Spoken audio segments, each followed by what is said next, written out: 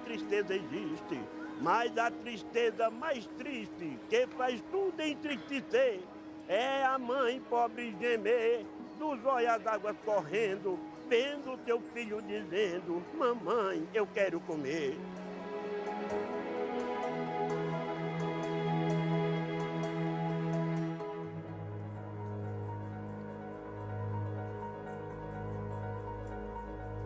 Eu não gosto nem de lembrar muito, porque eu já passei muita fome. Não foi pouco não, foi muita.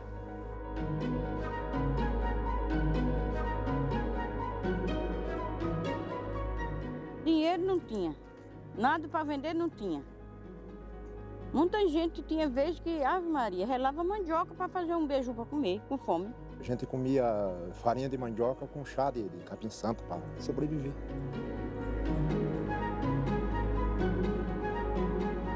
Era fome mesmo, a gente chegava na sexta-feira, a gente não tinha o que comer. Carne, a gente não comia. Verdura também não. Era calango, preguiça, comia todo peixe que aparecia. Passar o dia sem comer e chegar à noite e não ter o que comer. Esse é um sentimento muito ruim.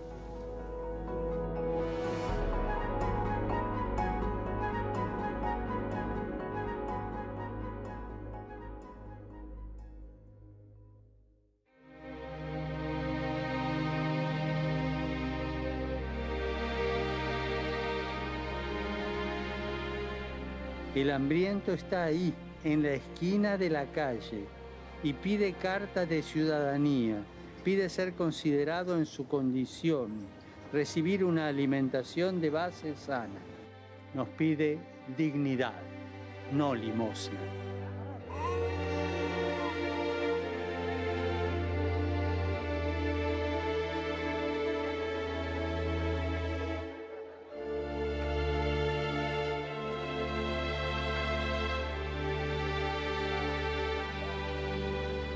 $800 milhões de pessoas ainda continuam passando fome no mundo. Estão concentradas na Ásia, mais da metade delas, e na África, que é o problema maior ainda. A Europa, hoje, tem uma situação de volta da fome tradicional pela crise que está passando na Europa.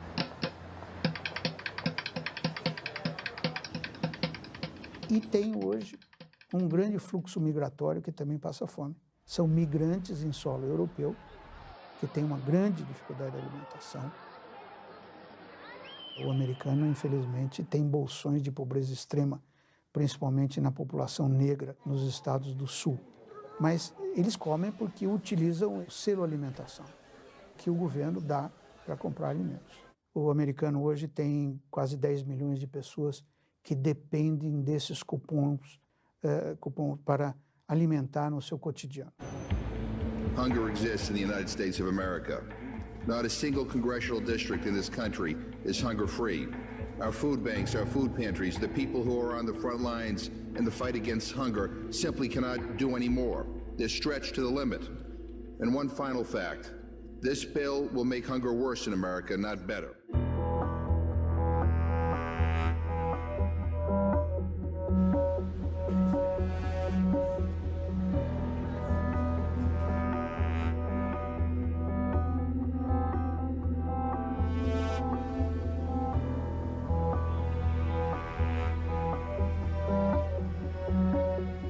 A mudança climática está impactando o futuro da humanidade.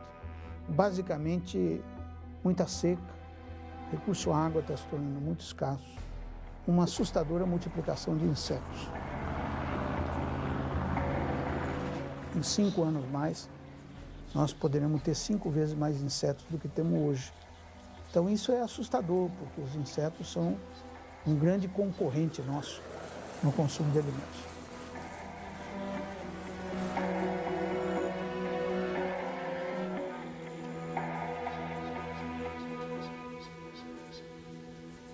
O Brasil sempre teve as desigualdades sociais, continua tendo, é um dos países mais desiguais do mundo. Entretanto, durante muito tempo isso foi apenas um fenômeno natural. Era natural a desigualdade, é natural termos os senhores feudais, é natural termos os escravos, pessoas trabalhando para outras, pessoas não sendo remuneradas.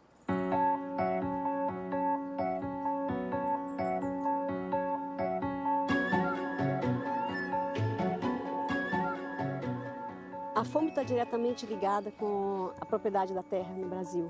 E a primeira lei de terras criada aqui foi criada para não deixar que os pobres e os escravos libertos da escravidão tivessem acesso à terra. O Estado é dono das terras e que para ter acesso a ela somente a partir de compra. Então, esta instituição jurídica agrária, ela vai então jogar na marginalidade todos os pobres livres. O semiárido é uma região nordestina que tem cerca de 1 milhão de quilômetros quadrados. Residem nessa região cerca de 25 milhões de pessoas aproximadamente. No exacerbado de uma seca, 10 a 12 milhões passam sede e fome.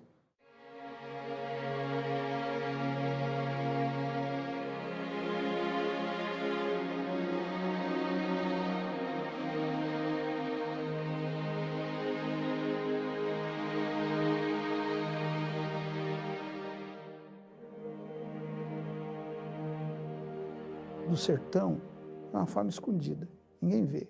Então o Brasil do sertão era ignorado, pensava-se que não havia fome, e havia muita fome. No Nordeste, onde vivem 25 milhões de pessoas, 60% das famílias não comem carne, 80% não comem ovos e 50% não bebem leite.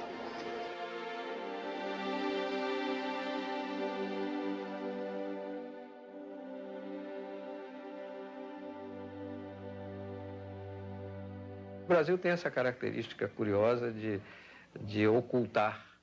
É o país mais ocultista do mundo, né? Ele oculta os seus grandes problemas, ele só gosta de exibir as suas vantagens. Então vem o Josué e diz, não, tem fome no mundo, tem fome no Brasil.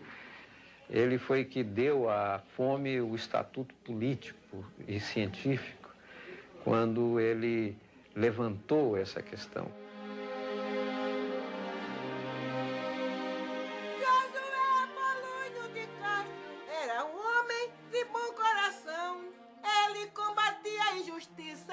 Apontando causas e solução. José de Castro acho que é sem dúvida alguma, o pioneiro da abordagem da segurança alimentar moderna. E ele foi ser o representante do Brasil como embaixador na FAO. A grande proposta na época, liderada basicamente pelos Estados Unidos, era que os excedentes produzidos nos países desenvolvidos fossem doados aos países pobres para acabar com a fome. E o José de Castro se insurgiu contra isso, dizendo que isso perpetuaria a fome. O que precisava dar era condições dos países em desenvolvimento produzirem os seus próprios alimentos.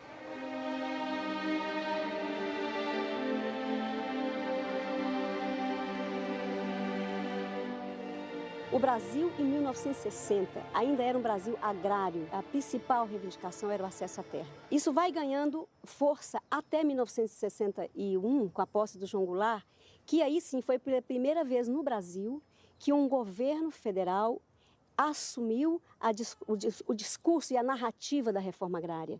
A reforma agrária feita em termos da reforma da nossa Constituição, indo ao encontro dos anseios da nação, vai proporcionar mais do que qualquer outra medida ou providência. Essa tranquilidade que nós todos reclamamos, que a reclamamos em benefício do desenvolvimento do nosso país. No período Jango, eu diria que talvez foi o primeiro momento em que realmente se estrutura uma perspectiva de uma política de abastecimento, de uma intervenção onde tu tem fomento pelo crédito, onde tem a questão da assistência técnica, onde tem uma relação muito forte com o debate, vamos dizer assim, a partir da realidade, que era um diálogo com as ligas camponesas, o tema da reforma agrária, assumir que dentro das mudanças de base, né, o que eram as mudanças de base? Eram mudanças estruturais do país. João Goulart começou a encampar a discussão da reforma agrária e foi passado.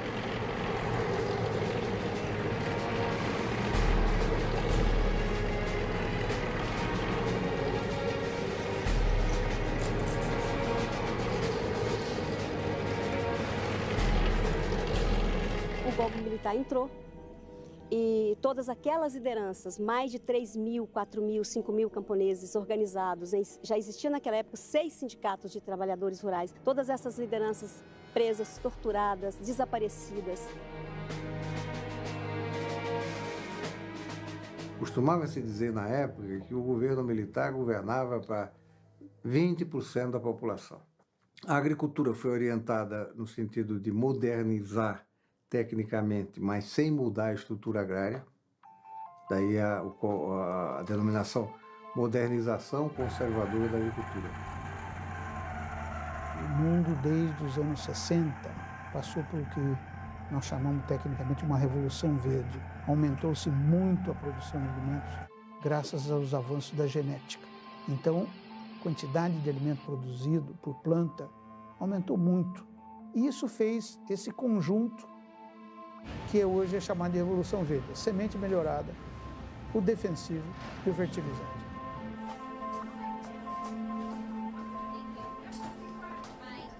A Revolução Verde foi a confirmação do modelo agroexportador implantado na colônia brasileira, que primeiro com a monocultura da cana, depois o café e assim por diante, é geração de recursos para fora, para exportação.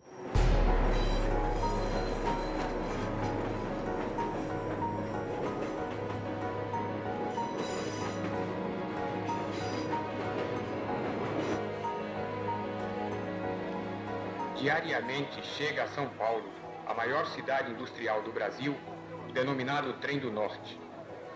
Ele traz algumas centenas de imigrantes que vêm em busca de trabalho. São assalariados agrícolas, parceiros, meeiros, arrendatários e pequenos proprietários que procedem do Nordeste. De 1952 a 62, migraram para São Paulo 1.290.000 nordestinos.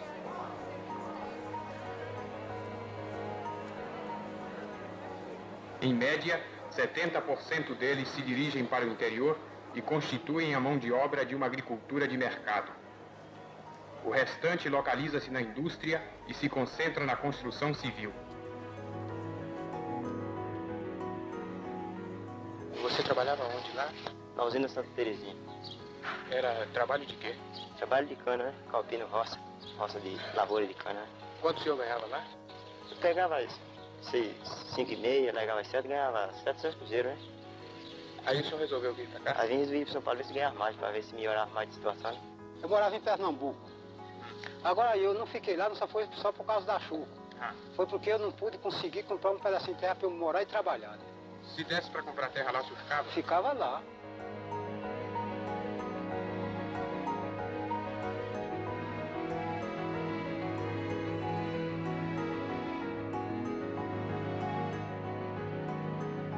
O acesso à terra é também uma outra questão importante do ponto de vista das famílias.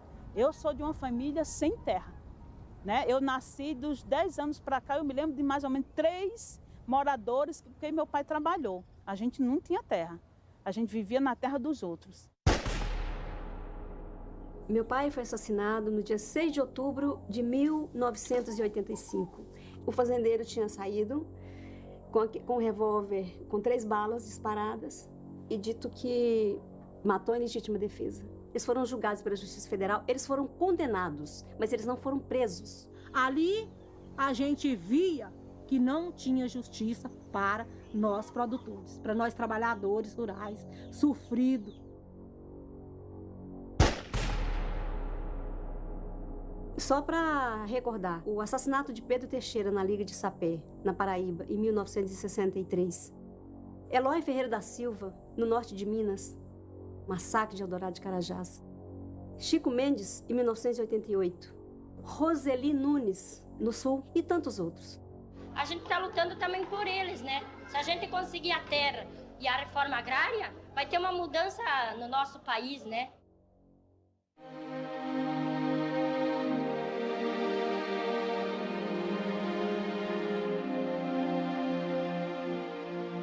Sofremos sim por água, que eu andava 4, 5, 6 quilômetros para pegar uma água que era imprópria para o consumo, né?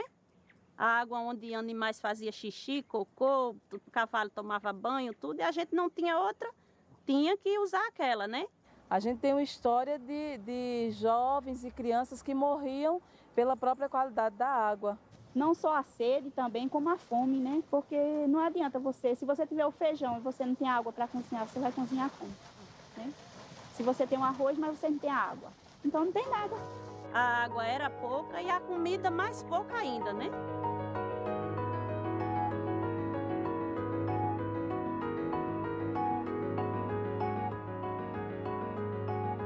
Ninguém pode aceitar a existência da pobreza como um fato natural. Ninguém pode aceitar a indigência como um fato natural. Isso tem que ser erradicado da história humana. Quando a gente se dispõe a participar da ação da cidadania contra a miséria e pela vida, a primeira coisa que a gente pensa é que é um trabalho tão grande que não temos tempo e que pouco podemos fazer. Mas é fazendo pouco mesmo que milhares estão realizando muita coisa pelos 32 milhões de brasileiros que vivem na mais absoluta miséria. Betinho, quando coloca na década de 90 a questão da fome como algo que não se pode transigir, ele começa a falar de alguma maneira e de uma forma didática para os brasileiros a questão do direito à alimentação. Ele estava plantando a ideia do direito. Organizada pelo CONSEA e pela Ação da Cidadania, a primeira Conferência de Segurança Alimentar foi aberta pelo presidente Itamar Franco e contou com a participação de 2.000 representantes de governos estaduais, governos municipais e dos comitês contra a fome espalhados por todo o país, para definir uma proposta de segurança alimentar a ser apresentada ao governo federal e aos candidatos à presidência da República. O Brasil e a própria população começou a se dar conta de que não era mais concebível, não era mais permitido aceitarmos a fome como algo natural. É um fenômeno eminentemente político. Já no início dos anos 2000, surge a proposta do Fome Zero, a proposta de enfrentamento da fome novamente como uma prioridade e trazendo essa novidade para o Estado brasileiro, que não discutia mais se era papel ou não do Estado, mas assumia como um papel prioritário. Por isso, defini, entre as prioridades de meu governo, o Programa de Segurança Alimentar, que leva o nome de Fome Zero. Como disse em meu primeiro pronunciamento após a eleição, se ao final do meu mandato todos os brasileiros tiverem a possibilidade de tomar café da manhã, almoçar e jantar, terei cumprido a missão da minha vida.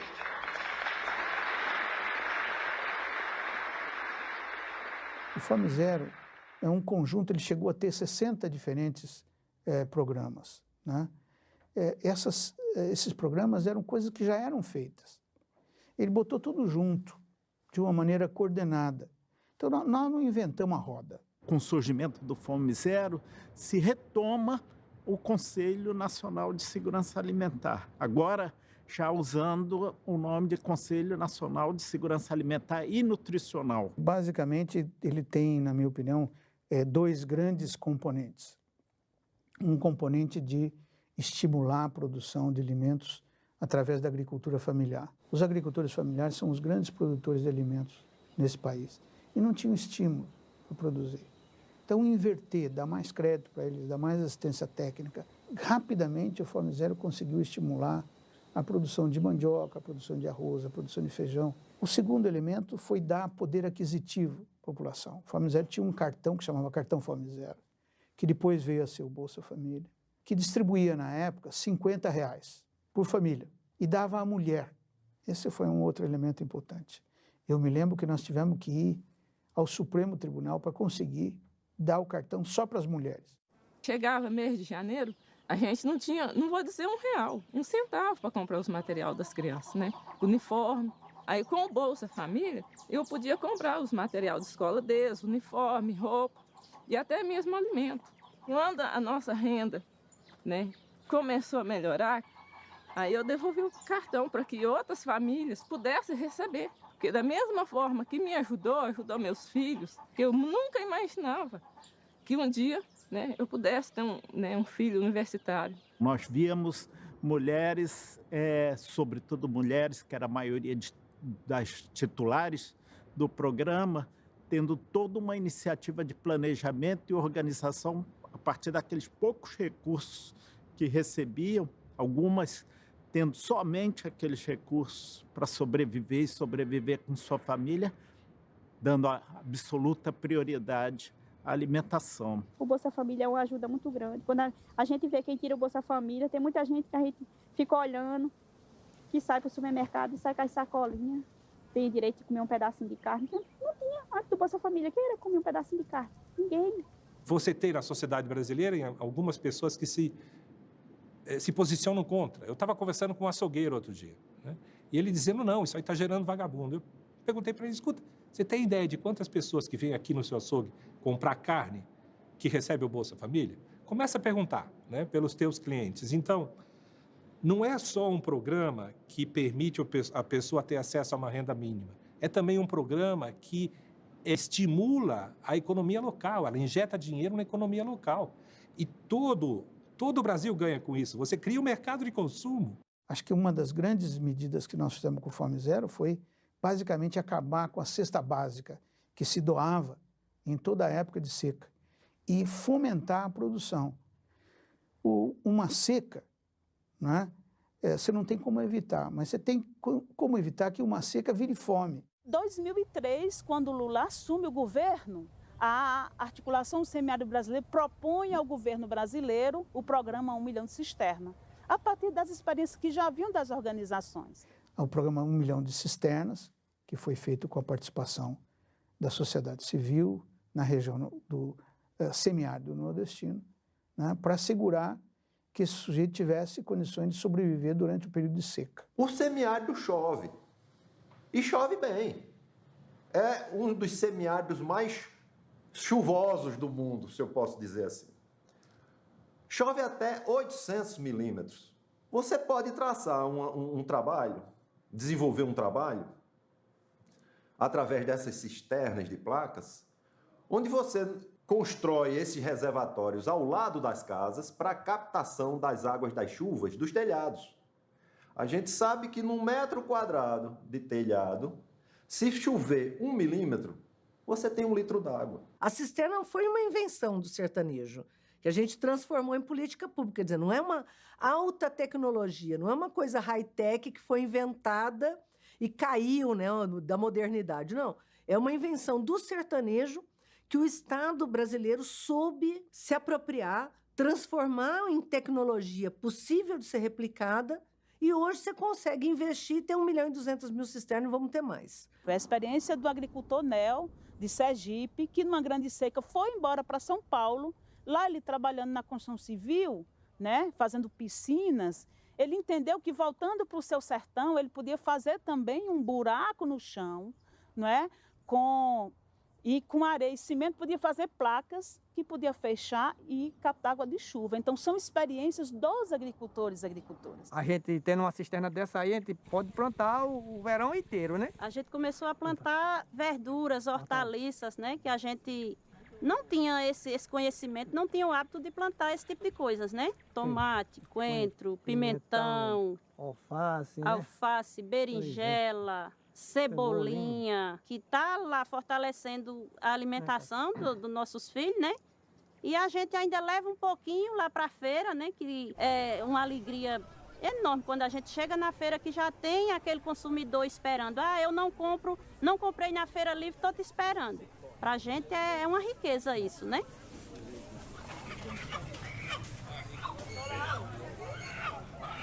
Essa ideia do programa 1 milhão de cisternas, que depois avançou para um programa que envolve uma segunda água, que é uma água para beber, que salva vidas, que melhora a qualidade de vida da população do semiárido brasileiro, a segunda água, que permite você acumular água para produzir.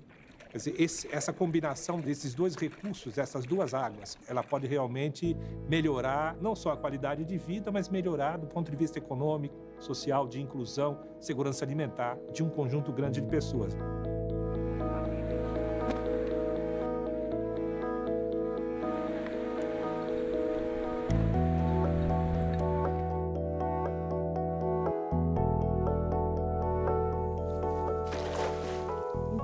Aqui na Paraíba, no semiárido brasileiro, tem cisterna. Quando chove, a água vai para a sua cisterna e a gente foi quebrando essa dependência dos políticos. Não por acaso, as eleições são na época da seca, né? E isso aumentava a dependência do sertanejo, dos caminhões-pipa, que eram utilizados como barganha de voto. Eu sendo prefeito de um determinado município, sabendo que você é um morador do meu município e você não votou em mim, você acha que eu vou te abastecer?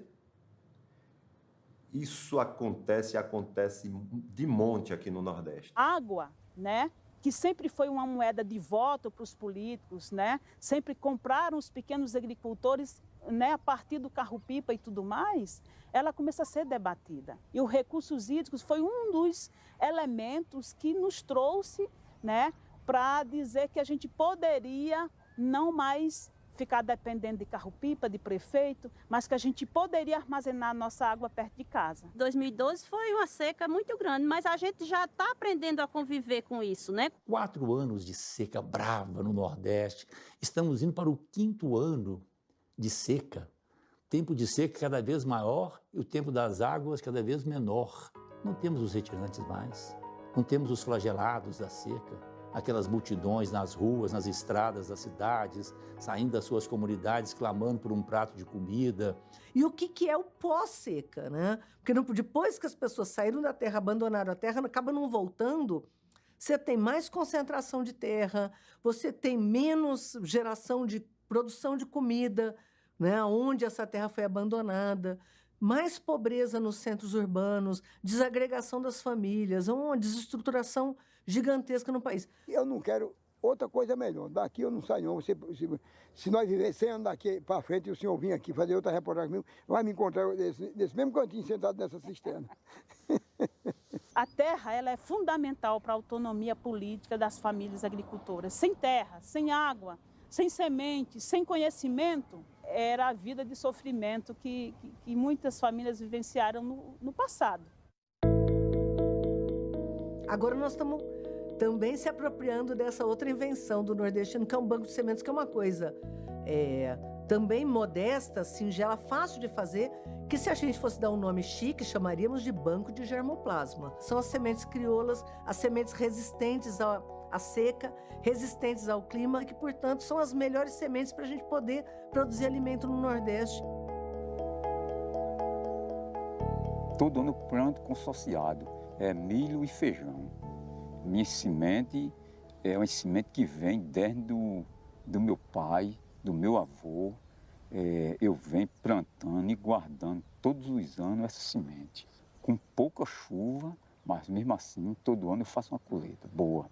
Hoje, essas sementes comerciais, os híbridos, os transgênicos, você fica dependendo dele, de ir ao mercado comprar. Então, o agricultor não tem, como o São Paulo fala, choveu, eu tenho minha semente lá, vou plantar.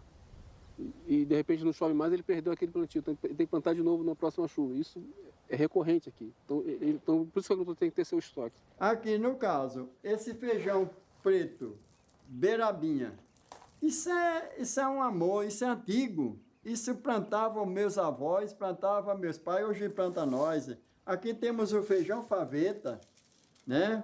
O feijão faveta de cacho. A gente temos o milho jabadão, mas isso é um milho de verdadeiro, é um milho de confiança, é um milho que faz segurança alimentar e faz segurança para o nosso plantio.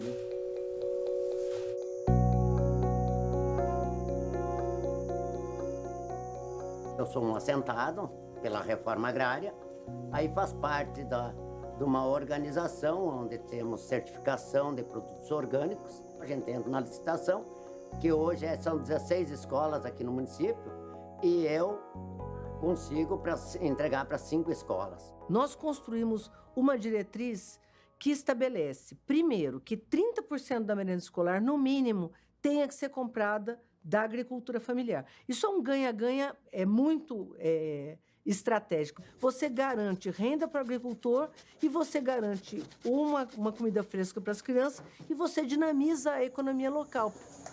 Hoje, no Brasil, a gente leva alimentação escolar para 43 milhões de crianças.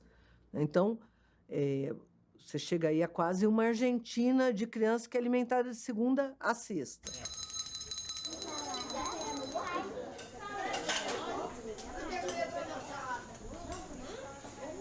Nós vemos uma diferença bem grande, porque antes era mesmo, ou era um suco de pacotinho, ou era uma bolacha, aquilo assim mesmo para dizer que não tinha a merenda. Tudo era enlatado, tudo era formulado, e o pior disso tudo é que não respeitava os hábitos.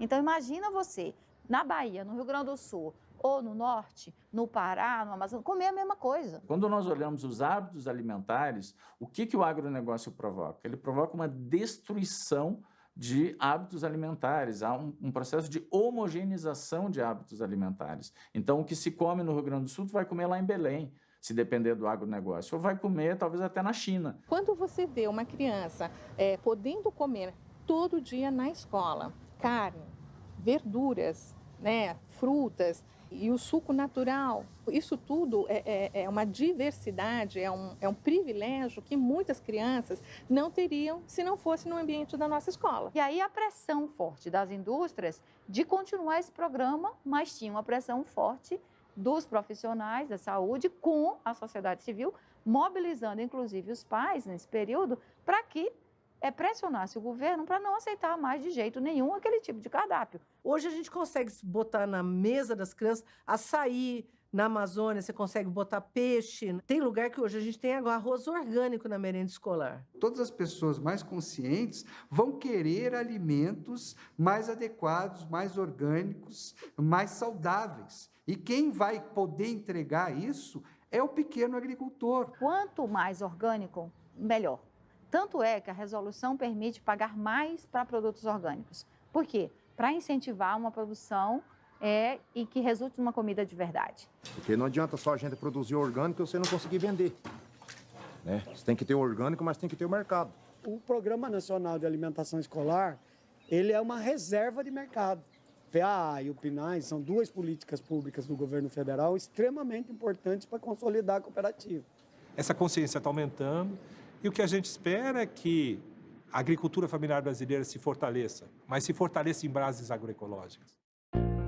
A gente tem uma área mais ou menos de 8 mil hectares, né, uma região muito rica. Então aqui nós tentamos fazer com que a biodiversidade ela se conecte. Né? Então temos banana plantado, pupunha, mexerica, jussara, para tentar trazer a viabilidade econômica. E aí a gente deixa as outras árvores, tudo crescer dentro do sistema também. A biodiversidade ela vai diminuindo a incidência de doença, melhorando a nossa produtividade. O Brasil tem mais de 4 milhões de famílias que são consideradas pequenos agricultores familiares, que vivem da sua produção, que produzem, têm hoje condições de estar desenvolvendo e estar vendendo essa produção e se organizando em cooperativas para poder processar aqueles alimentos e não perder os alimentos que são produzidos.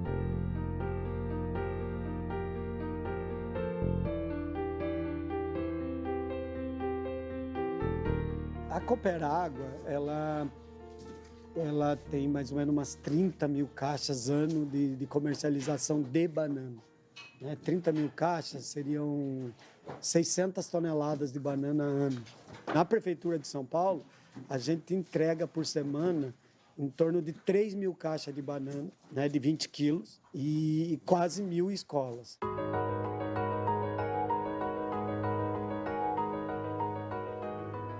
Nós fomos um assentamento pioneiro na questão da produção de arroz orgânico. Junto com isso, surgiu o Grupo Gestor do Arroz, que conta com aproximadamente 420 famílias, produz mais ou menos 400 mil sacos de arroz orgânico em todo o Rio Grande do Sul. Inclusive, a gente vende, além de um monte de escola no Rio Grande do Sul, a gente vende em São Paulo, para a Prefeitura de São Paulo. Olhar tudo que eles conquistaram, né? E ver que se não fosse por isso, nós jovens, onde que eu estaria hoje? Tem incentivo para o jovem estudar e quando ele volta a trabalhar aqui na cooperativa. A cooperativa, ela sempre vem buscando incluir o jovem nas atividades, passar responsabilidade para os jovens, porque futuramente quem vai assumir isso aqui é nós, né? Se não fosse a cooperativa, talvez não teria a oportunidade de estudar que eu tenho hoje aqui. Quem leva o grande dinheiro é o agronegócio, que produz soja, produz milho ou produz celulose. Nós temos que se contentar com um pequeno número de recursos e ainda somos que mais produz alimento, né? A agricultura familiar ela tem uma importância fundamental para o desenvolvimento de qualquer país do mundo. No Brasil, só como exemplo, mais de 70% do que as famílias brasileiras consomem vem do pequeno agricultor familiar. O agronegócio, que é tão importante no país, ele está mais focado e voltado para a exportação de alimentos. O Brasil, desde o seu período colonial, é e continua sendo um país agroexportador. Esse é o nosso grande problema. Somos um problema sério de modelo. 75% a 80% da área agricultável do país está na mão de médios e grandes produtores. 35 milhões de hectares de soja, mais de 15 milhões de hectares de milho. We are going through a food colonialism. Brazil is being instrumentalized in what I have called soya imperialism. But not only is there an invasion of the Amazon by these global corporations, those soya exports are hurting the people of the Amazon, but they are gaining huge new markets for the cargos. This is not of benefit to Brazil. Isso envolve concentração de terra, concentração de renda, destruição do meio ambiente, contaminação da água, né? Destruição da biodiversidade. Nós estamos pagando um preço muito alto, né, para ter essa quantidade de soja e de biocombustíveis que nós estamos vendendo para o mundo. Não, nós somos o maior consumidor de agrotóxico do mundo, né? Uma das empresas que mais tem interesse nisso é a Monsanto, que é quem domina todo o mercado de transgênicos, das sementes transgênicas, ou seja, é uma questão de modelo, é uma questão de concepção. É urgente a discussão sobre o programa de agrotóxicos. Não é possível que nós continuemos fingindo que isso não é um problema de saúde pública, de saúde da população e um problema de saúde ambiental. Esse excesso de pessoas com câncer, outras enfermidades, atacando a juventude, pessoas novas, tem a ver com a questão da alimentação. Só que isso não é discutido abertamente na sociedade por conta do poder econômico dessas grandes multinacionais. O representante da Nestlé, num dos governos militares, eu não sei se foi do Médici, era conselheiro de nutrição da presidência da República. Nascia uma criança, ela dava 2 ou 3 latas de leite exatamente para a criança não mamar. Passava uma semana, um mês sem mamar e pronto. E aí se tornava um cliente da indústria.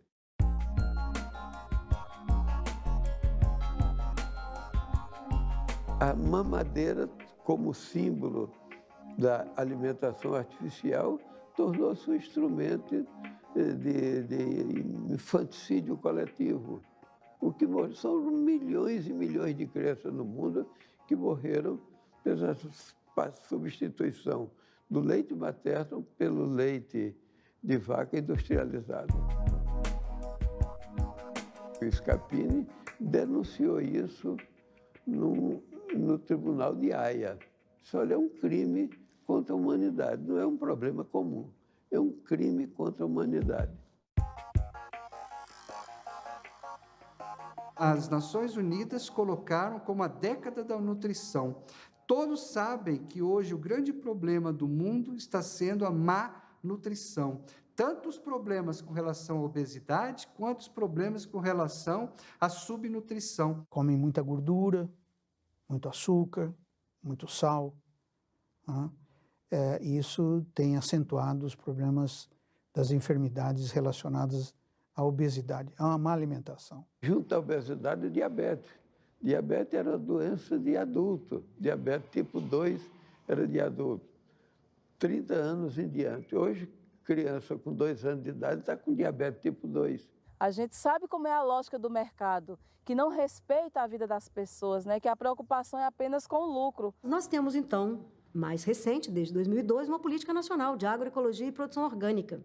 Nós temos que apostar no crescimento dessa política. Tem gente da África vindo aqui, tem gente da América Latina vindo aqui, tem gente de países desenvolvidos querendo conhecer a experiência brasileira e saber como a gente conseguiu tão rapidamente reverter essa situação de subalimentação, né? Sair de 10% da população para 1,7% da população em pouco mais de uma década. Moi, je dis que c'est un projet innovant, intéressant, et ça nous a permis, en tout cas, dans la zone.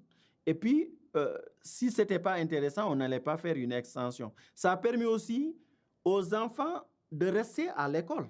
Por ejemplo, la apuesta a la agricultura familiar o programas más específicos como la alimentación escolar han sido referentes y ha habido también cooperación e intercambio entre el gobierno de Brasil y el gobierno salvadoreño. Je pense que si vous calquez le modèle brésilien, pourquoi pas, nous aussi, on pourra émerger.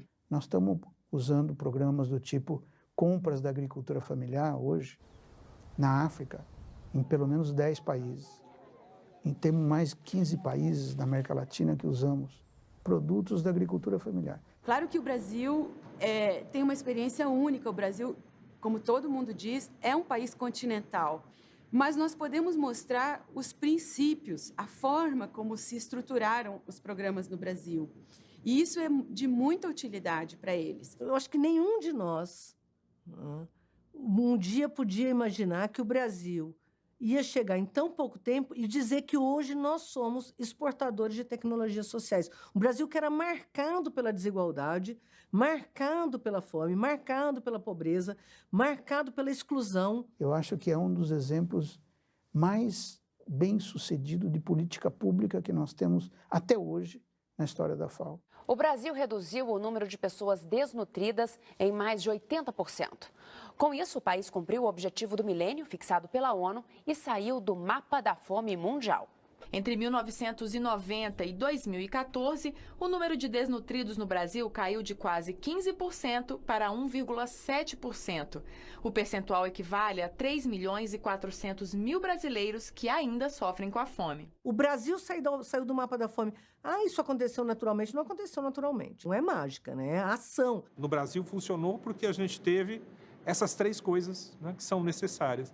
A vontade política do governo, uma sociedade civil forte com conhecimento na área, que sabe o que é segurança e soberania alimentar e nutricional, e uma posição estratégica do Conselho dentro do governo. E quando eu vi na televisão que a FAO retirou o Brasil do mapa da fome, eu fiquei muito emocionado, sabe? E naquela hora eu lembrei de muita gente boa, muita gente bonita, muitos vivos entre nós, que certamente estavam sentindo o que eu senti, e muitos que não estão mais entre nós, mas que certamente aplaudiriam muito aquele momento.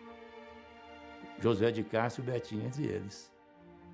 E o Brasil conquistou, depois de muita luta, não foi fácil, depois de muito debate, a questão do direito humano à alimentação na Constituição brasileira. Que foi a emenda constitucional que colocou no artigo 6º da Constituição, entre os direitos sociais fundamentais, a alimentação. Todo brasileiro tem assegurado esse direito à alimentação saudável.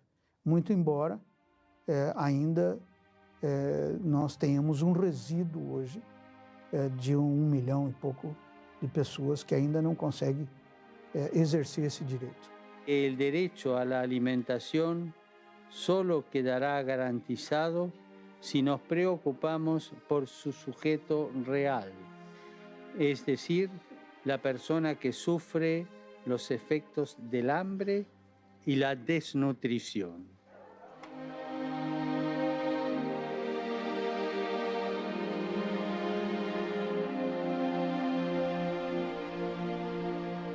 O Brasil é um país que está crescendo muito, o Brasil é um país que está crescendo na população também.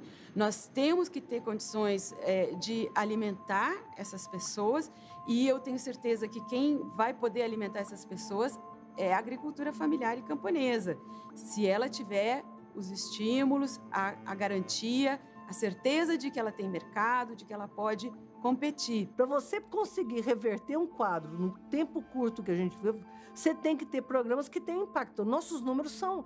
Bolsa Família chega em 50 milhões de pessoas, o Luz para Todos chegou em 15 milhões de pessoas, a merenda escolar chega em 43 milhões de pessoas, o programa de cisterna chegou em 4 milhões e 600 mil pessoas. As conquistas sociais, mais do que intocáveis, elas precisam ser aperfeiçoadas, consolidadas e ampliadas. Os brasileiros, eles demonstram sempre um temor por causa de tantas decepções que já sofreram, se não se pode voltar para trás.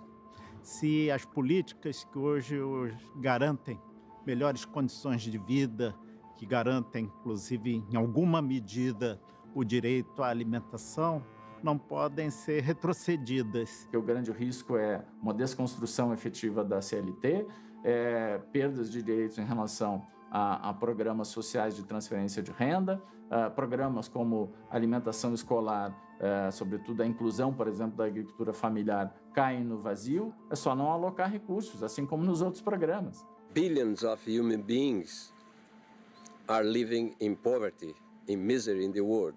That we know.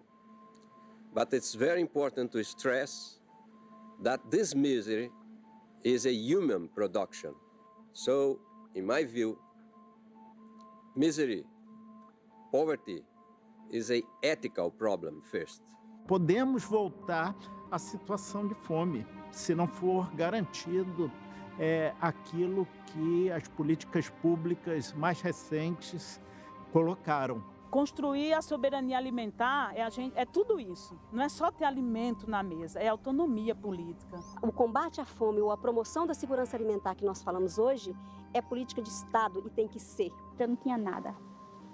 Eu só conquistei, só tenho isso aqui, só tenho cisterna, hoje eu tenho tela. Através de movimento, de luta. A gente sofreu tanto que quando a gente vê uma oportunidade, a gente agarra com unhas e dentes, né? Para que isso não escape das nossas mãos. Nós temos que batalhar para que esses pontos não terminem em governo nenhum e que seja ampliado para que a sociedade nossa, daqui para frente, vai ter um pouquinho mais de dignidade, pelo menos na alimentação e saúde. É uma satisfação, né? Você se livrar do patrão. Meus pais trabalharam, inclusive minha mãe trabalhou nessa terra, né? Minha mãe e minha avó, no tempo que era do patrão. E eu digo assim, a minha vontade é que minha avó não existe mais. Para dizer a ela que a gente fez justiça, porque trabalharam muitas vezes de mão de obra escrava.